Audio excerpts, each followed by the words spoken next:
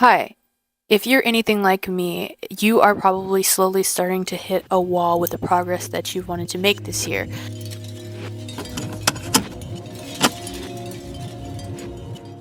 It's July, and I have put a lot of emphasis on working towards my goals in 2024, but now I'm starting to get to the point of just doing it for the hustle or only focusing on output instead of finding a way for me to process what I'm going through.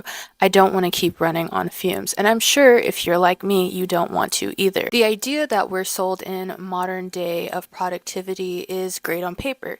You have an intention, you plan something out, and you go and complete that task because of how well you've planned to get there.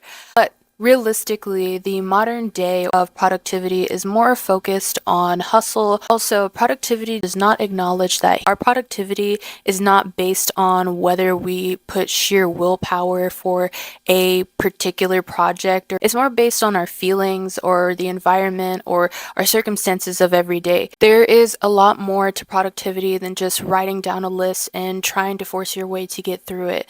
There's a lot of nuance that has to be fleshed out when we're trying to complete or be productive. Thus, introducing the creativity board. This aims to be a hybrid of a vision board, a mood tracker, a goal setter, and a productivity planner.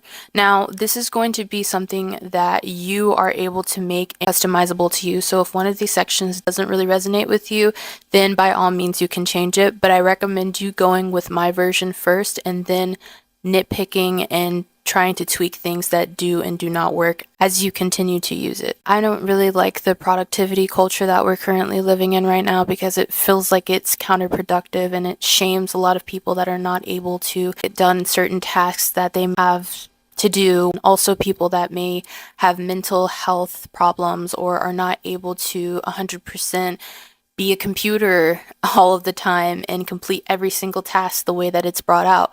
This is for people that need a little bit more, and we're building a picture with each part and section of this board that we're creating. I'm going to show you how to make this with stuff that you probably already have lying in your house. Before we get started, I want to mention the importance of keeping this board visible to you. I've recently been learning guitar again, and one of the most frequent advice that's given to new guitarists is to make sure that it's in a visible place. And that's to make sure that you remember to practice.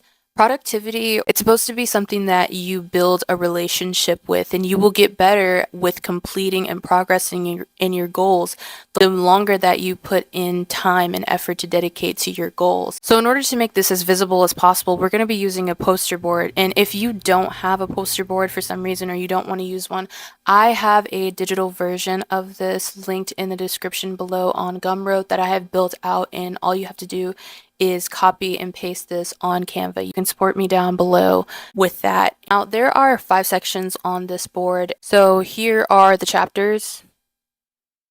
They may also be in the description. So for this project, you're going to need tape, writing utensil, a corkboard, or a poster board. You can even use those trifolds that you get sometimes at the Walmart. Sticky notes, plain paper, glue, and stickers slash any decoration you want. You can use bows, you can use feathers, I don't really care. Make it special and unique to yourself. Our first section, the why. Oftentimes when we're trying to be productive, we never talk about the reason why we're going after what we want in the first place. Our why is the foundation of what we're trying to accomplish and the goals that we're going after. Now, your why isn't the literal thing that you're doing. So for example, let's say that you're a business owner. Your why wouldn't be, I like selling clothes just because, like, and shrug your shoulders with it. Your why would be something like, oh, I like to sell clothes because I want women to feel more comfortable in the clothing that they're wearing, and they should be able to have a select variety of styles. Your why is you fulfilling the deeper commitment. Simply put, your goal is the vehicle that is going to lead you to your why. Obviously, not everything that you do in life is going to have a deeper, complex reason, but for those long-term goals, we should assign a why to them. Shout out to all of the overachievers that are constantly pushing themselves to accomplish things and never celebrate themselves because it's just kind of whatever. This part is for you. Now, working is put as a necessity, and as we get older, we start to lose the balance of work and play, obviously, due to the responsibilities that we have. But I think celebrating yourself is really underrated.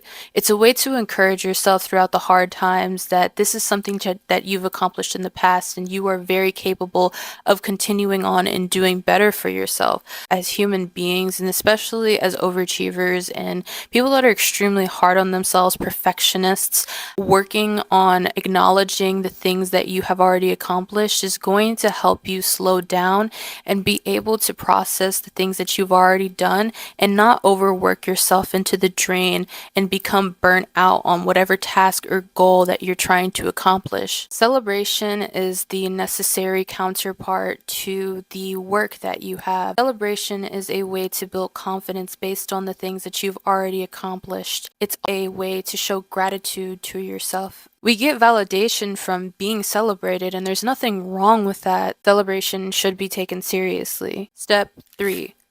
Goal setting. Now, I actually talk about this whole process of breaking your big goals into small goals in my vision board video. Check that out if you want a more detailed explanation. Now, the gist of this section is to write out your goals. The caveat here is to write down your goals that you feel like you are able to complete in the near future. So these are not going to be something that you feel are so distant and it's so hard for you to grasp. Right now, I don't want you to feel overwhelmed with the task, and I just want you to put down things that you feel like you can get done in the next 5 years. Then we're going to break those down into smaller goals that usually take 3 to 6 months to complete, and those are going to be where we start to derive action from, and they're going to snowball into you completing your larger task. The thing about productivity is not about attacking this huge task all at once. It's about breaking things into something more manageable and digestible for yourself. A lot of productivity is just like hustle, you need to get this done. If you don't get it done, you're weak, you're stupid, like there's something wrong with you. And it's just simply not true. This is to serve as a rough outline for your goals, and you don't need to put everything that you've ever wanted to accomplish on this board. These small goals and large goals are going to gradually progress and be able to take you to those overarching major life goals that you have. But the cool thing about this section is that it doesn't have to be just you writing down, this is my goal. This part is a hybrid of that productivity and that vision board. So you can really get creative here and put what actually is going to be a reminder for you. Do images work better for you? Do texts work better for you? Does you photoshopping yourself winning or getting whatever goal you want on that board make more sense for you? It's about how you see yourself in the end and picturing what it would be like and feel like for yourself. You can even add elements that are not traditional, like you can add pipe cleaners, you can add feathers, you can add bows, you can add stickers. There's so much that you can do to customize this so that it's motivating for yourself. This is about what you are striving for and how you can put action behind it. Another thing that in my other vision board video is the fact that you need to make sure that you are keeping progress on your tasks and how well you are getting those things done. You need to make sure that this is a part of the relationship that you're building is you showing up consistently. This is not meant to be something that you shame yourself for or you guilt trip yourself like you weren't able to do this. It's more about writing yourself a performance review that you can do weekly, and you write down all of your goals and you would see where are the places that I'm really struggling to get things accomplished in and how you can help yourself to better align with your goals. There is a free version of this in my Substack if you are interested on an assessment sheet. Basically, it goes over a weekly performance review for yourself, and there is a more detailed one available in the digital product that's below. So, shameless plug. I forgot what part we're on, but we're talking about inspiration. I'm sure you've heard of the late Jean-Michel Basquiat, and his artworks are very praised for the work and grounds that it covers with varying different inspirations and flows. Something that I found very interesting while watching a documentary about Jean-Michel is that he had this constant flow of input that he was receiving. He was constantly watching television. And some people may see it as a distraction away from his work, but he knew a way to channel that input that he was receiving from the television and put that into his work as a means to call from. And Jean-Michel was not only using the television, he had inspiration from Leonardo da Vinci is one of them. He had a lot of inspiration from the human anatomy, and that's one of the things that made his works so interesting is that he pulled from many different inspirations and many different disciplines to make his work unique to himself. Now, there is a huge difference between using inspiration to fuel you versus just using it to doom scroll. The quality of what you're consuming is going to affect the work that you are putting out. Ergo, the phrase, you are what you eat. Source material provides clarity regardless of your medium. You may only think this is helpful for artists, but everyone can benefit from having inspiration. Now, you may be asking yourself, how can you use this if you are not an artist? Now, we want to accomplish goals or tasks. There may be roadblocks that are in the way of getting what we want. A good example of this is when I was writing the script for this video, for 3 days straight, I kept hitting a roadblock. I could not write anything on the page. Nothing was coming out the way that I wanted to. It just sounded like it wasn't me. And so I took my own advice and I stepped away from my computer and I was like, I'm just going to go find something to honestly procrastinate with because that's how it started. But it ended up becoming more. I watched this show, Barry. And shout out to Barry. That's a really good show. If you haven't watched it, I recommend it. But the writing on Barry is so good. It's so humorous. And there is this really beautiful mix of putting the two separate lives that he had and meshing them into each other and not making them one, still keeping them separate, but intertwining them. And I found that to be really interesting writing concept. And I didn't use it particularly in my script. It just opened the door for me to think about and approach my script in a very different way than I was before. It also helped me get over the roadblock because it gave me something new for my brain to feed off of. When you are faced with these challenges and feeling stale, you have to understand that you learn from the world around you. I call it being open to the universe. Doesn't matter what you believe in, but inspiration comes and helps us in so many different ways. I could have went to a museum, but I wouldn't have come out with the same result with the script. And that's the beautiful thing about inspiration is that it affects you in so many different ways of innovation if you allow it to come in your life and use it with the right intention. Your input or your inspiration goes hand in hand with your action to your goals. If you hit a roadblock, you can look at this inspiration and see your problem through a different lens that you can approach in a completely different way that you may have not thought about. That's why there's often an advice of when you hit writer's block or you have a hard time completing something, you stop, you take a break, and you go do something completely different.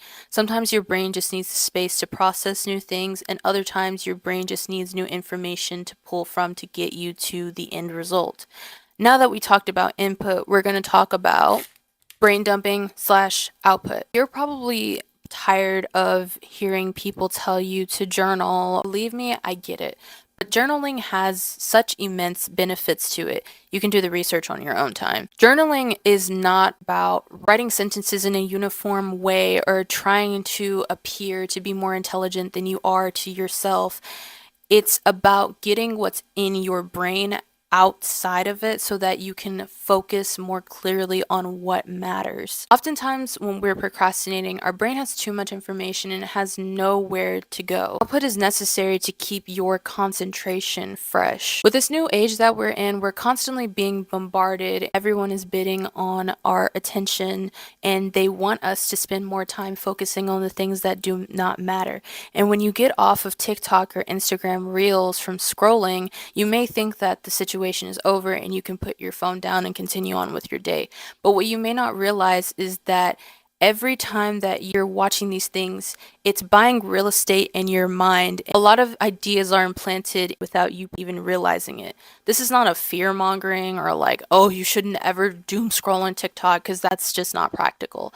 But it is a big emphasis to put onto journaling, because when you have too much information going on, you cannot complete any form of a task because your brain has too much information to focus on. It's basically like playing Where's Waldo, but instead of Waldo, substitute that with the doctor's appointment you've been procrastinating making for the past 3 months. I talked about this in my last video, but sometimes your brain can serve as a frenemy. It knows exactly what buttons to push to tear you down. But journaling, on the other hand, is a friend that's always there to support you. No matter what you're going through or whatever it is that you have to say, your journal is always open to listen to you. It allows you to reflect and becomes a sense of a place where you can go back and look at your mind frame and compare it to where you are at this current moment. Sometimes your thoughts are so dark you don't want to tell a friend. Maybe you don't have friends at all, and this is the only way that you can express yourself. Or in this section we have here where you can scribble your thoughts when you get back and you can erase it and make it go away. I implore you to journal because it has so many benefits. You need to get everything that's going on in your brain out so that you have more time and energy to focus on the things that really matter. And shout out to the girls in isolation where journaling has been your friend since the age of 12. I feel you. If you do decide to make this board or some sort of variation of it, I would love to see it. You can tag me on Instagram with a picture of the board. A full written version of this is linked in my Substack, and there's also links of what I used for inspiration linked in the Substack, and it is free for you to look at. Let me know in the comments, do you guys struggle with getting your accomplishments done? Do you feel bad if you can't get everything done in a day? Do you feel like there's not enough time in the day for you? Do you guys struggle with not being able to focus on a particular task because you feel like there's just so much going on? Anyways, I hope you enjoyed this video. If you do want a digital version of this, it's linked in the description below, and it also supports our channel. Give us a like, give me a subscription.